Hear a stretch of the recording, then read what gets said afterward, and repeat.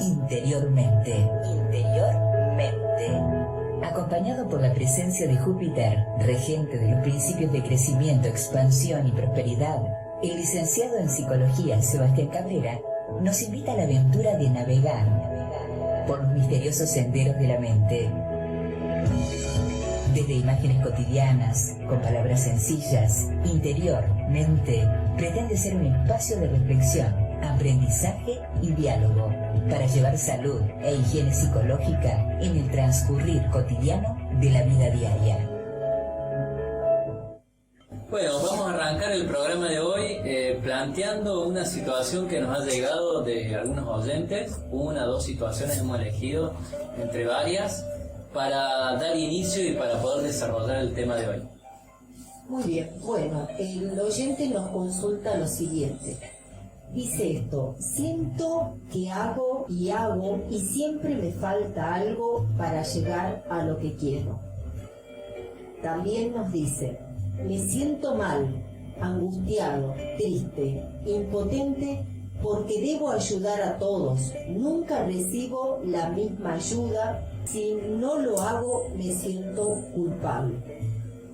La idea de plantear esta consulta era para iniciar el tema de hoy, que sería el tema de la autoexigencia, de la autocrítica, y casi yo diría una flechita o un igual a culpa, ¿no? Como que esto deriva en culpa muchas veces.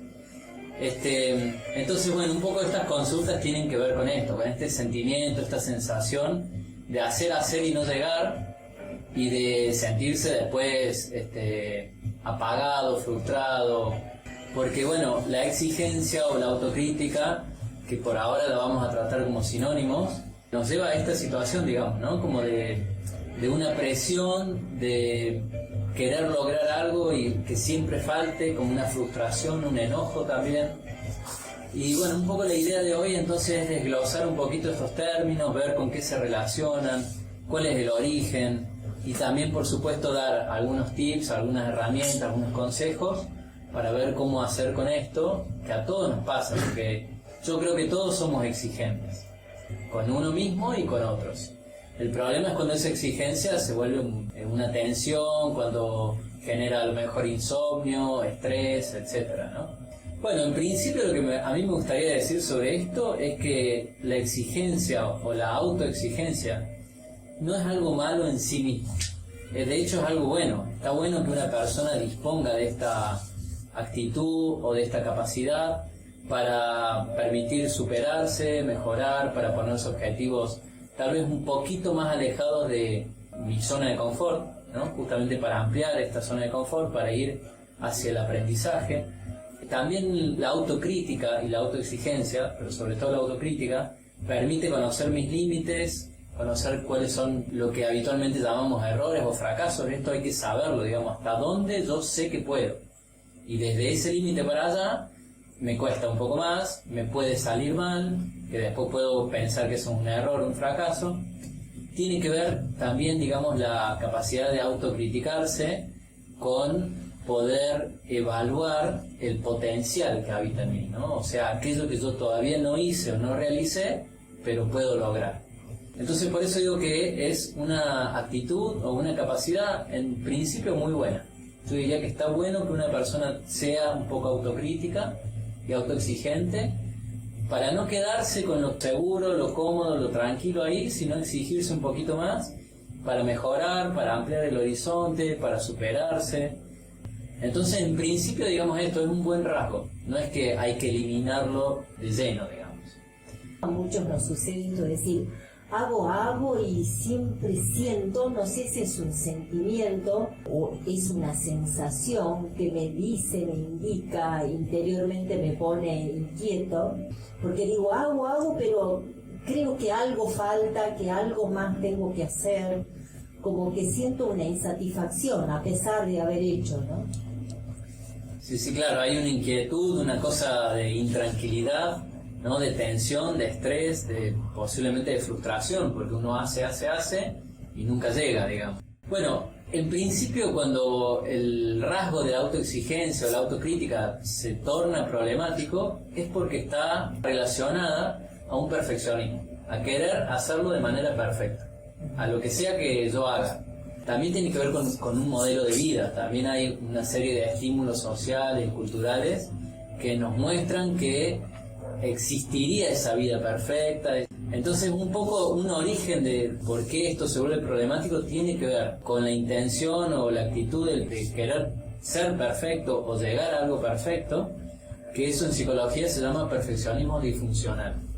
Y también con una imagen a la que uno aspira, a veces estimulada por los medios o por las redes incluso, de que existe realmente esa vida perfecta o cuál es la alimentación perfecta que uno debe llevar. Entonces, en el fondo, con este tema de la perfección, lo que no se tolera es el error. O sea, el error, digo, aquello que no es perfecto. Y psicológicamente, en el fondo, hay un miedo al fracaso. Entonces, una persona que tiene como este miedo al fracaso, con mucha facilidad va a tender al perfeccionismo. Además de todo esto, yo tengo que ser un ser perfecto que hace las cosas perfectas. Si le sumamos ese condimento, que es una autoexigencia, evidentemente, esto se vuelve para mí una bomba de tiempo. Una bomba de tiempo que explota por el lado orgánico, en el sentido del insomnio, gastritis, estrés, contracturas, por decir poco. Y si no, alguna enfermedad también. Entonces, bueno, entender que en principio el origen tiene que ver con la idea del perfeccionismo y de querer hacer todo bien y perfecto, no solamente bien, más que bien. Y también con una vulnerabilidad, una vergüenza que hay de fondo, que eso tiene que ver con la parte de la autocrítica, de que uno se vuelve demasiado crítico combinado con la autoexigencia, porque en este miedo al fracaso se mezcla la idea de una vulnerabilidad, de no poder tolerar aquello que o me da vergüenza o dar vergüenzas a otros, o no poder tolerar ser débil o no estar a la línea o no estar a la medida, digamos, ¿no? Si tendríamos que relacionar este tema de la autoexigencia y la autocrítica con alguna de las heridas infantiles, hablaríamos de la herida de la vergüenza. Entonces, sí hay un origen o una predeterminación que viene desde la infancia. Otros temas que se relacionan con esto, por supuesto que es la ansiedad, porque esto genera niveles de estrés, niveles de tensión, y casi ya es redundante decir niveles de ansiedad. Y una persona que está todo el tiempo exigiéndose hacer las cosas de mejor manera, que le salga perfecto, esto que como dice el oyente, hago y no llego, eso es un caldo de cultivo para una situación de ansiedad o para una sensación de ansiedad. También se relaciona, por supuesto, con el autoconcepto, ¿no? O sea, lo que uno piensa de sí mismo, la imagen que tiene uno de sí mismo y la autovaloración. Si yo creo que no soy suficiente o que lo que hago no es suficiente, estamos hablando de un autoconcepto o de una autoestima débil o baja, y entonces todo el tiempo voy a estar exigiéndome o presionándome para ser suficiente. También hay de fondo, cuando yo hablaba de vulnerabilidad, una sensación o una inseguridad personal, que también tiene que ver con la autoestima, ¿no? La autovaloración, la autoimagen. Hay como una inseguridad de decir, bueno, y si lo hice y no está suficientemente bien, o si alguien me critica, o si no doy a la talla con alguien a quien yo quiero complacer, ¿no? Entonces hay ahí un nivel, algo en relación a la inseguridad también. Y finalmente mencionaría el tema de las expectativas. También está metido acá las expectativas, muy relacionada a la idea de la perfección, digamos. Las expectativas, por un lado, son inevitables. Digo, todo el mundo tiene expectativas y está bien que tengamos expectativas. El tema es cuando están muy distanciadas de la realidad. Cuando son expectativas muy altas, es muy probable que frustre, digamos. La persona autocrítica y autoexigente es exigente y es crítico con los demás. La autoexigencia puede ser algo muy bueno, muy notable, muy útil, o puede ser una bomba de tiempo. Lo que pasa con la autoexigencia, cuando es bomba de tiempo, es que uno a veces sobrepasa sus límites muy por encima. O tiene una expectativa muy alta, o tiene unos objetivos, digamos, muy, muy altos también, muy irrealizables.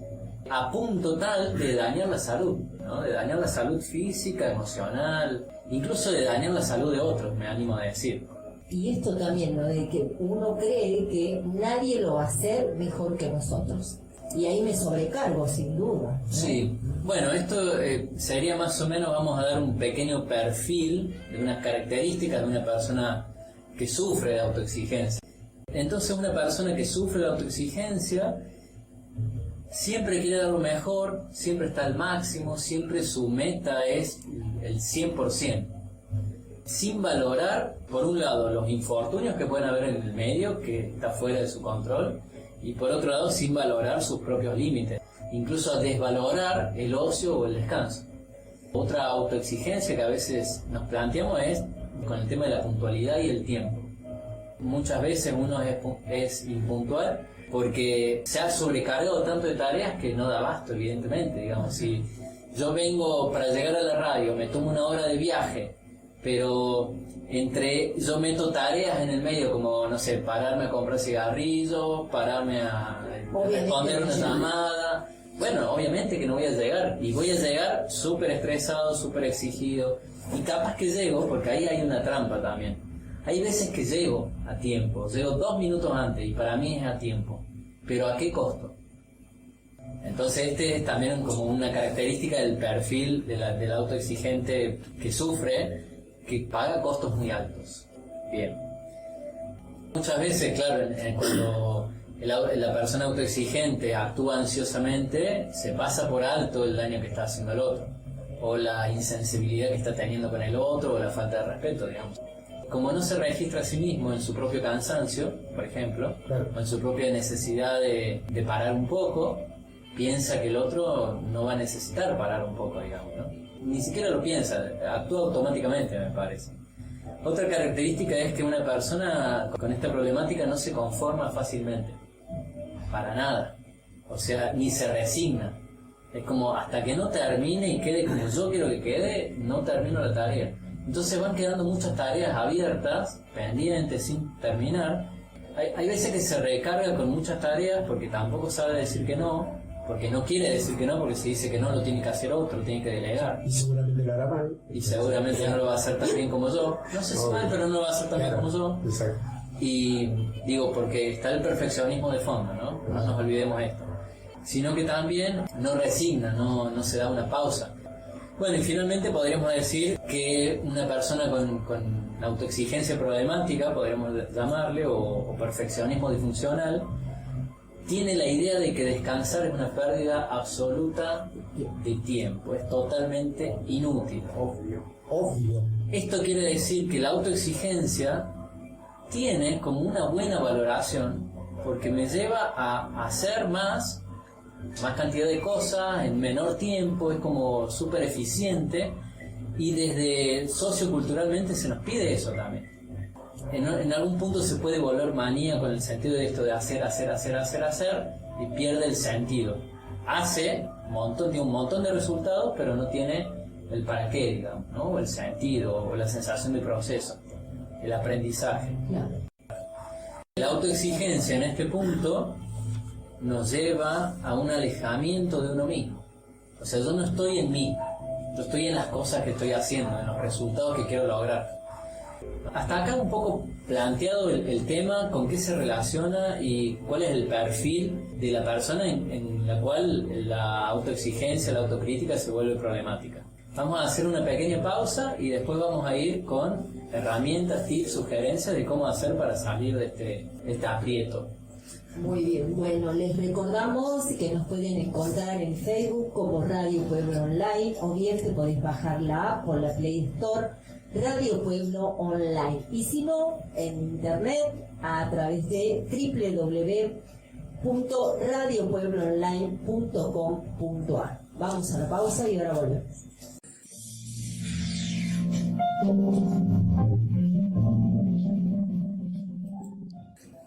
Aquí estamos de vuelta, le vamos a recordar a nuestros oyentes dónde pueden encontrar al licenciado Sebastián Cabrera. Se pueden comunicar con él al 351-156-132536, también por WhatsApp. Atención presencial y online. Bueno, veníamos diciendo recién un poquito, hablando del perfil de una persona que sufre de autoexigencia y de autocrítica.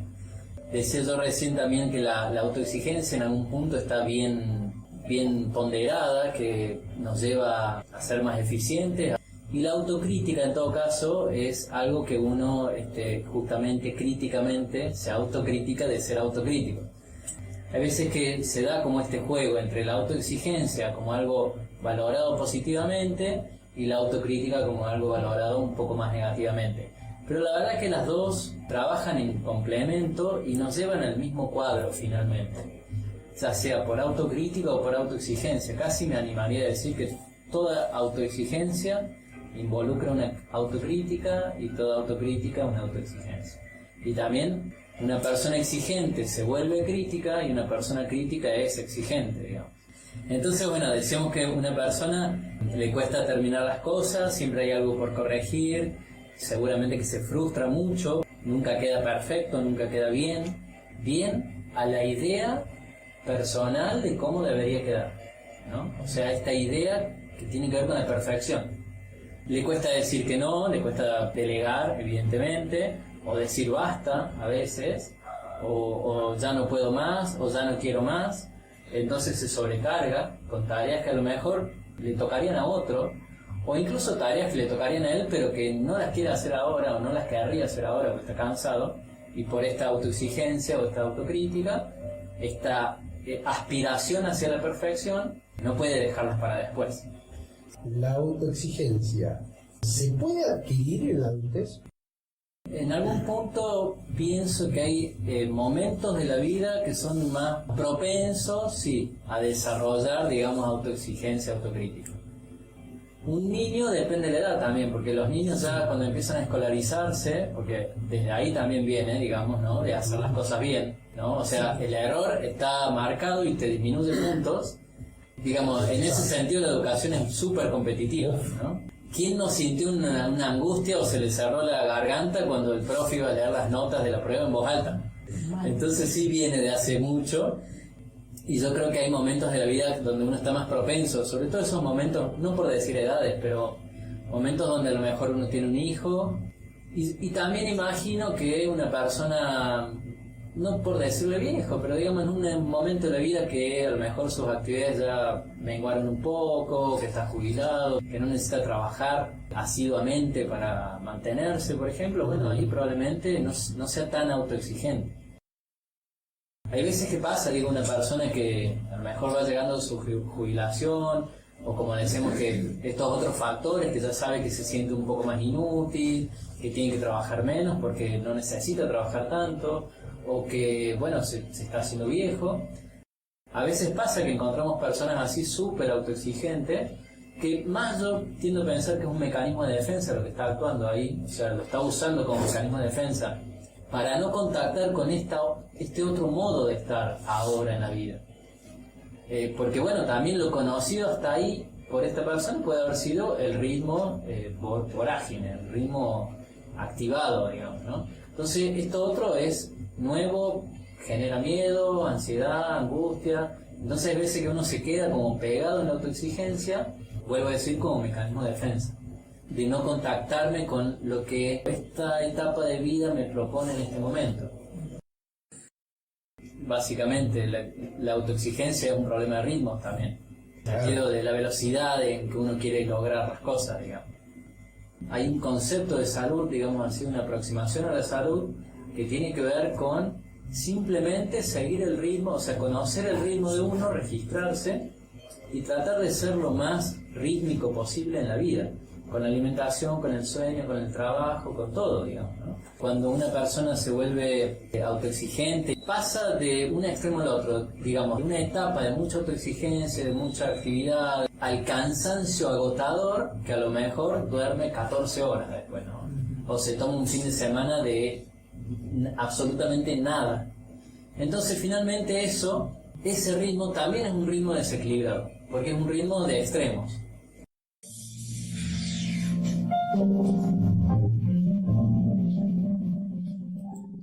Podríamos entonces aprovechar para mencionar algunas señales que dan cuenta de que la autoexigencia puede ser un problema.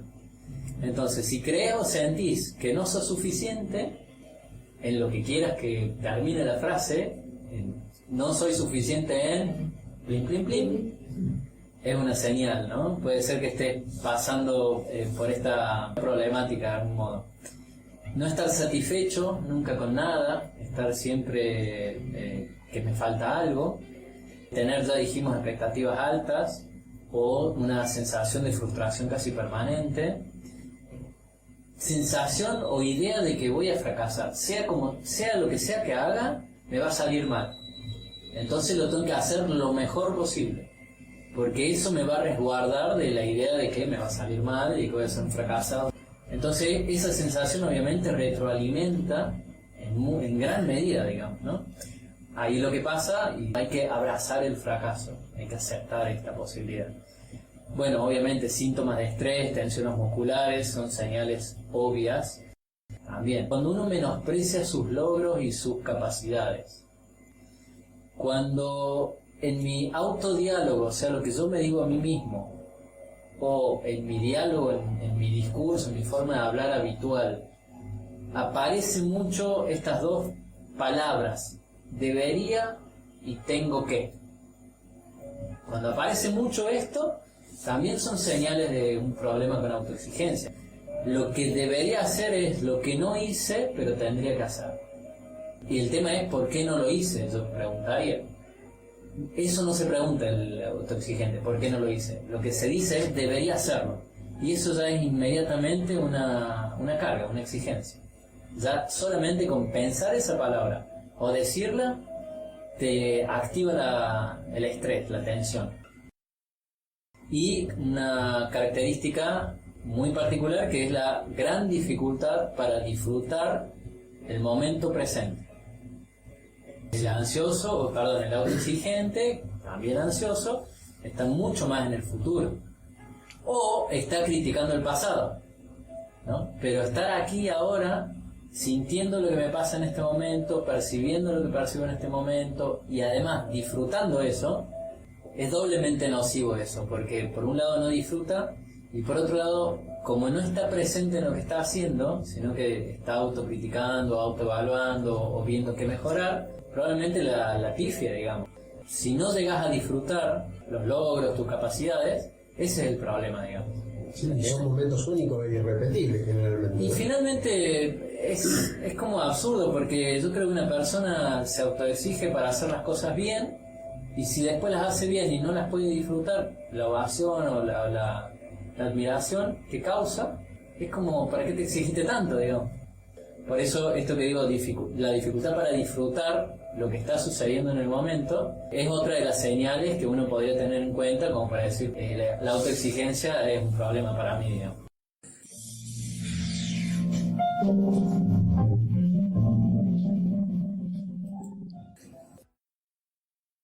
Platón habla de que existía el mundo de las ideas y el mundo de lo sensible.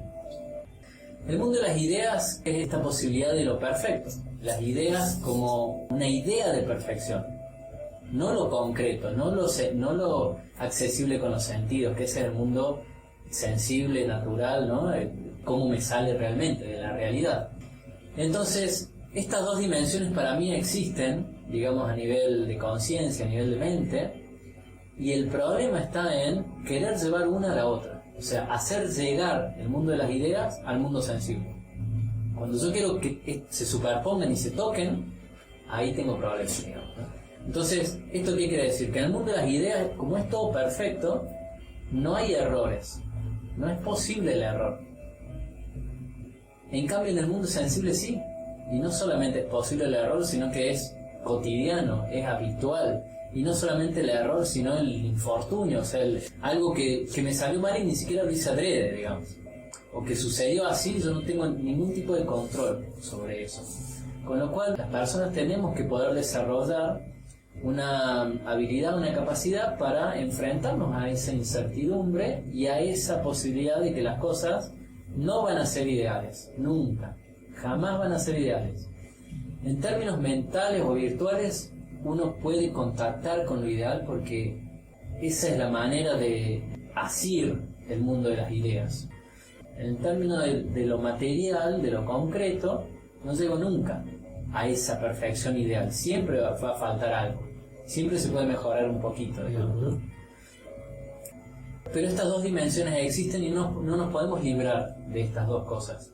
Quiero decir, Cuando hay una anécdota, cuando Miguel Ángel tenía que tallar el David en ese bloque de mármol, me parece que era un rey el que le pide el trabajo y entonces le hace llegar el bloque de mármol, un bloque gigante, la piedra en bruto, digamos así, se lo lleva hasta el taller y Miguel Ángel se sienta a mirar el bloque.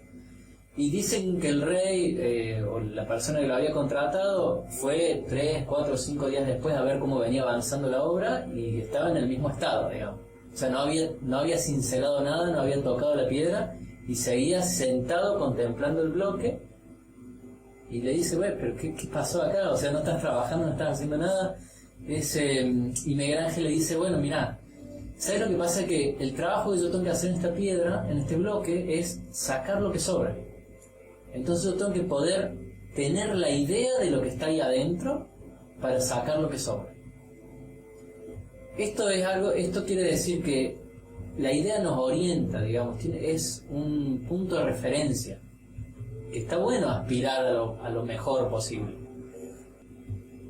Y casi me animo a decir que cada uno le pifia de una manera tan singular que el error de cada uno nos hace únicos. Así que está buenísimo. Si no, seríamos todos Miguel Ángeles. Es decir, ante la misma situación, el mismo bloque de piedra, el mismo mecenas que te lo trajo todo, y el pedido de tatuar el David, cada cual va a terminar haciendo una obra distinta, basado entre errores y aciertos que son totalmente personales. Sí, la respuesta es sí. Pero sería bastante aburrido como este libro de Aldous Huxley, Un Mundo Feliz, se llama el libro, que hay una película también, donde plantea una hipotética y futurística sociedad perfecta. Y donde en esa sociedad perfecta nadie aspira a nada, porque todos tienen lo que desean, digamos. Y entonces es como, en algún sentido está muerto eso, digamos, está quieto. Entonces, también esta aspiración a la perfección tiene esta trampa de que cuando yo llego a la perfección, perdí mi unicidad, mi particularidad, mi individualidad. Llegué a ese punto donde todos podríamos ser iguales.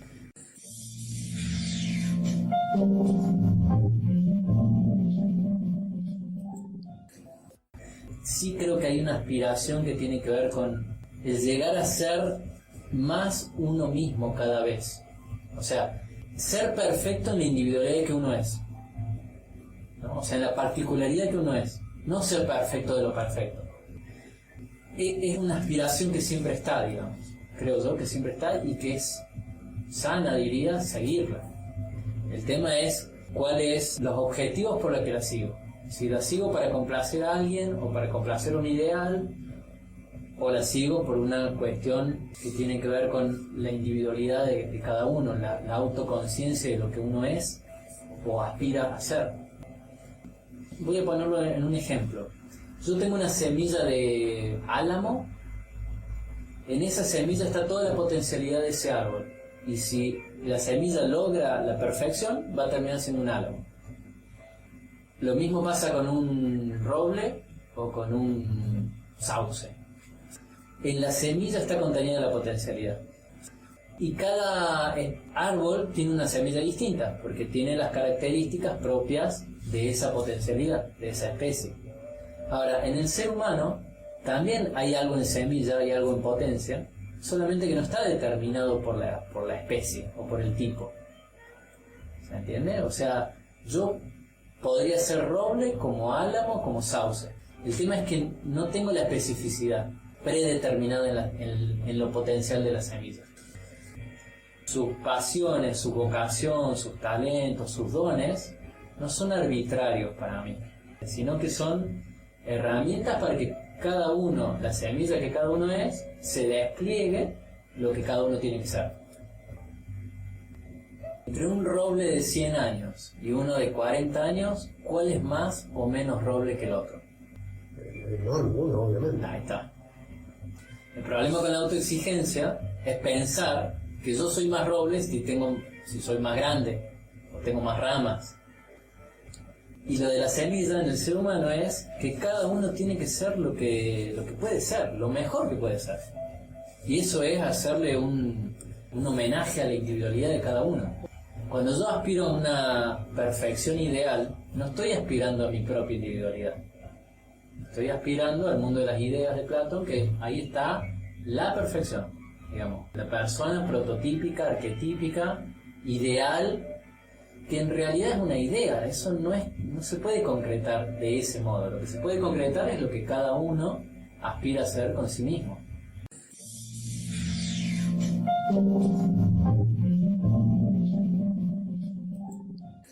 Bueno, vamos entonces en este tercer bloque para brindar algunas sugerencias, tips, herramientas, cómo hacer con esto de la autoexigencia problemática. Bueno, en principio decir que muchas veces el problema de la autoexigencia no es tanto el contenido, sino más bien la manera en que viene formulada la exigencia, es decir, el modo comunicativo, el estilo del lenguaje. En este sentido, cuando nos autoexigimos, en este autodiálogo, habitualmente lo hacemos en un tono medio autoritario, medio tipo jefe malo, y la idea es pasar a un líder interno comprensivo, respetuoso. Entonces vamos a hacer como una especie de perfil entre los dos. Vuelvo a repetir, este es el estilo comunicativo de cómo nos hablamos a nosotros mismos o cómo hablamos a los demás cuando exigimos o criticamos. No en el sentido del contenido de lo que estoy diciendo, sino en el sentido del modo en que lo estoy diciendo. Porque muchas veces con cambiar y variar esto nomás ya está. Digamos, ¿no? Hay veces que las críticas y las exigencias es muy acertado el contenido. El tema es que está dicho de un modo, a lo mejor peyorativo, a lo mejor... Entonces, a esto es lo que vamos. Entonces, por un lado, el jefe autoritario, digamos en este sentido, cuando me vuelvo más exigente, tiene un lenguaje peyorativo, tiene un lenguaje que marca los errores, incluso exageradamente. Solamente me digo a mí mismo o digo a los otros solamente lo que veo que considero que está mal, digamos, y que hay que cambiar. Se vuelve absolutista, ¿no? Como el todo, nada, nunca, siempre, jamás. Se compara siempre con las máximas expectativas y utiliza mucho los deberías. Pero vos deberías, pero yo debería, yo tendría que, tengo que... Eso porque me estoy comparando con las expectativas máximas. Menosprecia los logros, las capacidades, en esto de que exalta los errores o los exagera, los logros por el otro lado quedan desapercibidos o desvalorizados. Y bueno, y pretende ejercer control.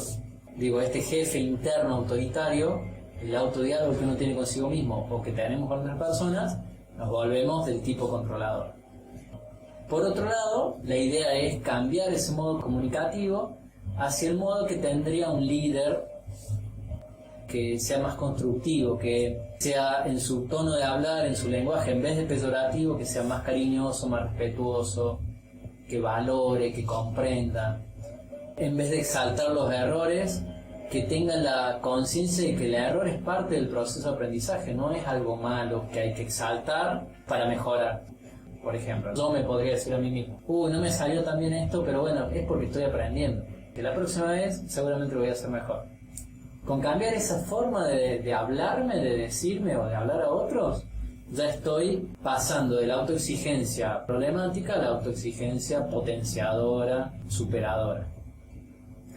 Ser un poco más objetivo en la valoración, esto de no ser exagerado o remarcar solamente una cosa, sino ser un poquito más objetivo, analizando también las variables de la situación, no solamente las variables personales. Un líder siempre trataría de automotivarse o motivar sin presión. No es ser condescendiente, sino que es ser realista, como cuando uno le hablaría a un niño que se cae de la bicicleta o está aprendiendo a andar en bici, ¿qué le diría? No seríamos condescendientes con el niño, ¿no? Diríamos algo, bueno, dale, levantá, dale, seguí, yo te ayudo, no pasa nada. Esto es motivar sin presión. Tener expectativas realistas. Esto por contrario del otro, que eran expectativas que rozan la perfección, súper altas. Pues es mucho más fácil tener expectativas realistas cuando yo me trato con respeto, cuando valoro, cuando tomo en consideración las variables del ambiente, cuando me automotivo sin presión. estar dispuesto a la incertidumbre, aprender del error, evidentemente, porque es parte del proceso de aprendizaje, aprender a valorar el descanso. Es lo mismo que pasa a la noche, necesito descansar a la noche, no solamente dormir.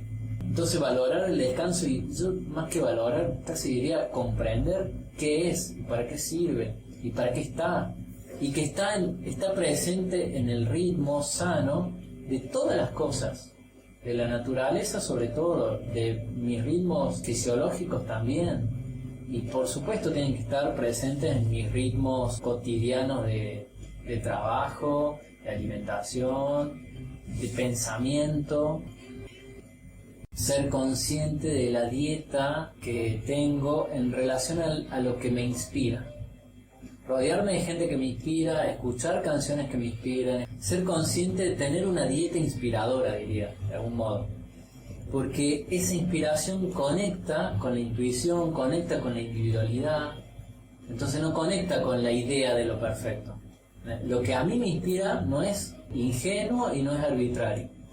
Esa inspiración, eso que llamamos inspiración, tiene mucha relación con lo que se llama intuición y tiene mucha relación con la semilla que habita en mí, de lo que se tiene que desplegar o de lo que se puede desplegar de lo que yo soy. Tiene que ver con el ocio, tiene que ver con el disfrute también eso, porque si no tengo conciencia o registro de disfrute es difícil también saber qué me inspira. Por supuesto, tomarse tiempo para disfrutar. Todo esto parecen casi cosas que caen de maduro o incluso banalidades. Pero hacer una práctica continua y consciente de esto hace que yo pueda disfrutar mi capacidad de la exigencia o de la autoexigencia de una manera de poder mejorarme, superarme conmigo mismo y con otros. Por último diría el centrarme más en el proceso y menos en el resultado. La exigencia me lleva al resultado, es resultadista, digamos así, y lo que me pierdo a veces es el proceso. Entonces, tratar de equilibrar ahí un poquito, de equiparar. Hay veces que es mejor que el resultado se demore un poco, con tal de que yo no pierda lo que sucede en el proceso. Entonces, el objetivo sería reeducar la exigencia. Reeducarme en mi capacidad de ser exigente, ya sea hacia mí o hacia otros.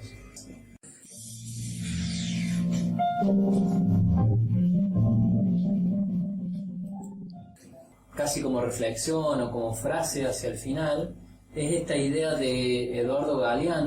Él habla de la utopía. Él dice que la utopía es eso que está allá lejos, como ese horizonte al que hay que ir hacia allá, pero sabiendo que no vamos a llegar. En ese sentido la relaciono con la exigencia. Para mí está bien que haya una aspiración de perfección, pero sin que se convierta en una meta, digamos, sin exigirme a llegar ahí. Es un punto de referencia que ayuda a guiarme y a orientarme. Bueno, muchas gracias, muy lindo el programa de hoy, lo disfruté mucho, me encantó este tema, gracias por la consulta del oyente, que fue el disparador inicial. Agradezco mucho la presencia de la licenciada Adriana Navarro, que nos acompaña, y de Fernando Peiró, el operador. Muy bien, bueno, hasta el próximo jueves. Hasta aquí, Interiormente. El licenciado Sebastián Cabrera nos introdujo en una aventura para conocer y practicar los principios de la psicohigiene. Interiormente. Los esperamos el jueves de 20 a 21 horas por radiopuebloonline.com. Hasta el jueves.